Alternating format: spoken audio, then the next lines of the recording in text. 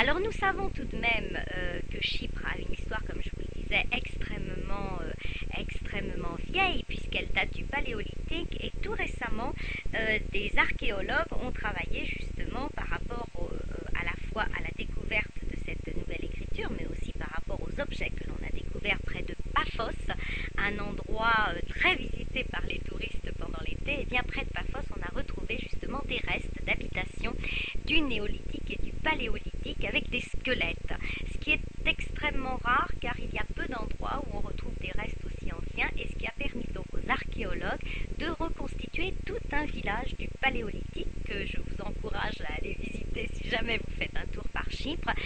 Et comment vivaient donc ces gens à l'époque? Eh bien apparemment un petit peu comme nos Gaulois en France, puisqu'ils vivaient dans des maisons rondes à une pièce avec des toits en chaume, et pour soutenir le toit, eh bien, nous avons retrouvé des poutres centrales donc qui permettaient de maintenir le toit en place. Et sinon, évidemment, le mobilier était relativement primaire. Il y avait quand même quelques étagères apparemment, des coffres à vêtements, et puis quelques ustensiles pour faire la cuisine. La plupart du temps, à l'intérieur du toit, il y a un trou, car évidemment si on fait cuire à l'intérieur de la maison, il vaut mieux que la fumée puisse s'échapper. Donc vous imaginez des huttes gauloises, sauf que les huttes gauloises étaient en bois, là elles étaient en pierre, et vous voyez reconstituer tout un village du paléolithique. Alors si nous pouvons déchiffrer progressivement ce que nous dit donc cette écriture, nous saurons très exactement comment vivaient les gens qui ont succédé donc à ces habitants de l'époque paléolithique, c'est-à-dire des gens évidemment qui ont vécu à une période beaucoup plus récente, c'est-à-dire le 15e siècle avant Jésus-Christ. Alors vous allez me dire beaucoup plus récent, tout est relatif. Sachez quand même pour vous situer que au 15e siècle avant Jésus-Christ, eh bien non seulement la Crète et la Grèce étaient en pleine effervescence, mais il y avait également l'Égypte. L'Égypte qui depuis déjà 1500 ans brillait au firmament de sa civilisation. Alors Chypre faisait-elle du commerce justement avec ces gens-là? Est-ce que tous ces peuples se rencontraient? Est-ce qu'il y avait des échanges commerciaux, intellectuels, politiques? Eh bien c'est ce que nous allons découvrir.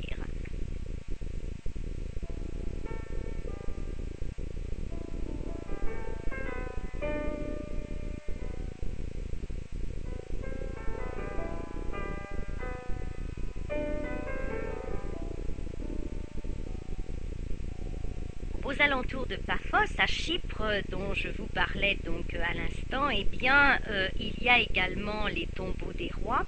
Alors, pour en revenir à nos découvertes, vous savez bien sûr que la ville de Paphos est une ville antique et romaine où on a retrouvé un odéon, un théâtre, beaucoup de demeures avec de magnifiques mosaïques ainsi qu'un port romain, mais nous avons également retrouvé des tombes de rois. Alors des tombes de rois qui paraîtraient donc dater de l'époque égyptienne, puisque les pharaons aimaient séjourner dans cette île qui était particulièrement agréable, et certains y avaient leur palais. Mais alors ce qu'on ne savait pas, c'est que certains s'y étaient fait enterrer. Et on a retrouvé donc dans ces tombes de rois des traces des Ptolémées. Les Ptolémées qui vivaient donc à l'époque des Cléopâtres, au IIIe siècle avant Jésus-Christ, et il semble que Ptolémée VIII notamment, il resta à Chypre de très nombreuses années. D'où la forme de ces tombes, très curieuses, qui ressemblent parfois à des tombes égyptiennes, avec ce qu'on appelle des mastabas, c'est-à-dire des sortes de petites maisons, de petits palais reconstitués. Et c'est donc véritablement une curiosité. Alors, je vous avais promis de vous parler donc des échanges éventuellement commerciaux, intellectuels, politiques qui se faisaient entre Chypre et les autres pays.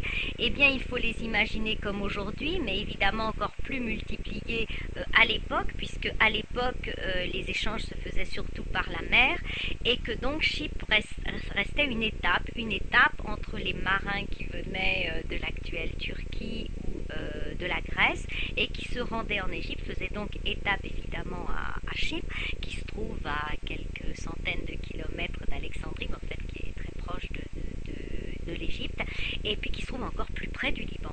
Donc tous ceux qui allaient en Asie revendre des poteries ou acheter des épices et des parfums, eh bien faisaient étape à Chypre. Donc Chypre était à la fois un immense marché où se réunissaient donc tous ces commerçants, importants ou moins importants, et puis où affluaient les caravaniers pour vendre et ou échanger leurs produits.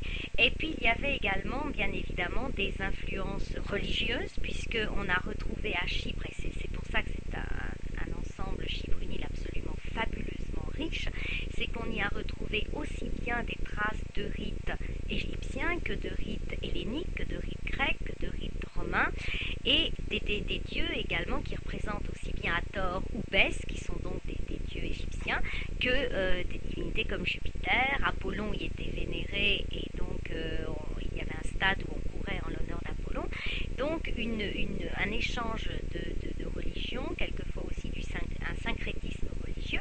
Et puis au niveau de la politique, et bien là encore, c'est une politique extrêmement ouverte évidemment sur l'économie. Chypre exporte énormément toutes ses richesses. Ses principales richesses, c'est évidemment le cuivre, c'est quelques pierres précieuses, mais ça peut être aussi le citron, car les plus anciens restes de citron que l'on ait découverts au monde se trouvaient en fait à Chypre. Donc on peut imaginer qu'il y avait beaucoup de citronniers. Et puis évidemment tout ce qui est beaucoup de fruits également. Et donc en revanche, eh bien, les Égyptiens s'installaient à Chypre et ils revendaient leurs propres produits. Alors Chypre a été sous domination égyptienne, notamment à l'époque du pharaon Thoutmôsis, c'est-à-dire vers le XIVe siècle avant Jésus-Christ. Et c'est la raison pour laquelle on a retrouvé tant d'amulettes et tant de bijoux. Et il faut savoir que précisément une Égyptienne qui manifestement a fui devant des envahisseurs a eu le temps d'enterrer dans son jardin tout son trésor, bijoux, colliers, bracelets et autres, et donc on a retrouvé un trésor égyptien intact. Donc ça c'est une des autres curiosités qu'on a retrouvées récemment. Donc vous voyez, c'est une île qui vit et où on fouille et où on trouve beaucoup.